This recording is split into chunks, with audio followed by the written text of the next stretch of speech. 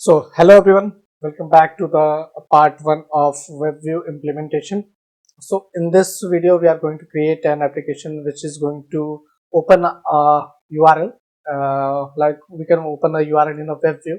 So, we are going to create two activities here. So, let's start with the step 1 procedure for creating and setup of all the project. So, let's get started. So, for step 1, we have to open the Android Studio and we have to create a new project here. So for this we have to click on the new project and we have to select the empty activity. Okay, and then after we have to click on next, and here we have to give our app name. So in this we are going to implement our WebView. So like we have to give our app name is WebView, WebView app. Okay, so this is basically our app name. We are going to provide it here, and this is our package name. According to our convenience, we can give any of the name like com.demo.webview app, and here we have selected the project location. In my case, I have user and my own directly C directory. I have selected my Android Studio projects. So in this, we have to select our package, our project location as well, and in this we have to select the language, like what is the language, preferred language that we are going to use. And in my case, I am using the Kotlin, so I will going to code everything in Kotlin. So these are the things. So and then after we have to also select the minimum SDK version. It is the most important thing about creating any project. So like it is going to decide like in our application in which device we are going to execute. So in this you have a build configuration language as well. It is basically Kotlin DSL language, which is recommended by the Kotlin and Android as well. And we have the Kotlin DSL for the build.gather plus KTX version, and we have the Groovy DSL as well.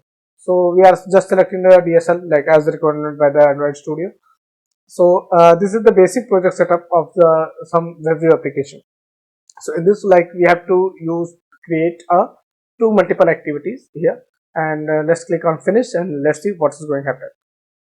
So when you click on finish, your WebView app is going to be set up, and just click on the maximize. Okay, so after maximizing, you can see like our main activity is getting created clearly, and our build.gradle is running here. So you can see our build.gradle is running here. So you can just click on here and you can see how our all the libraries are getting downloaded from the Android Studio automatically. You don't need to do anything. It is totally depend upon your configuration and the internet connectivity.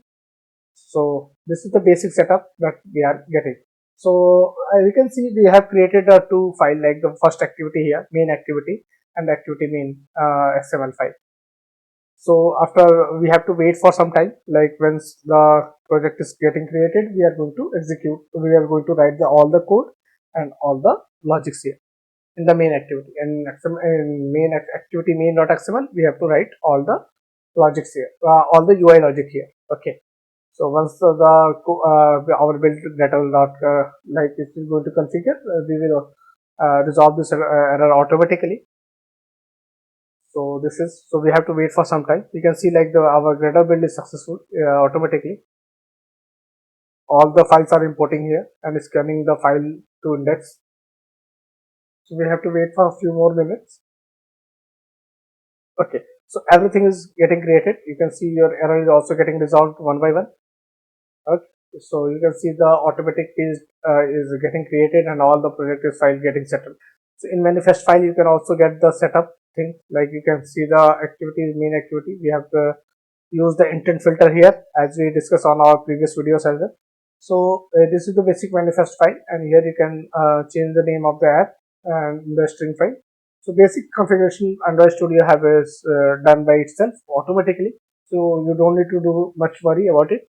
So that's all in this video. So we will continue on creating the logic and all the implementation on the further video. So being with us, thank you everyone.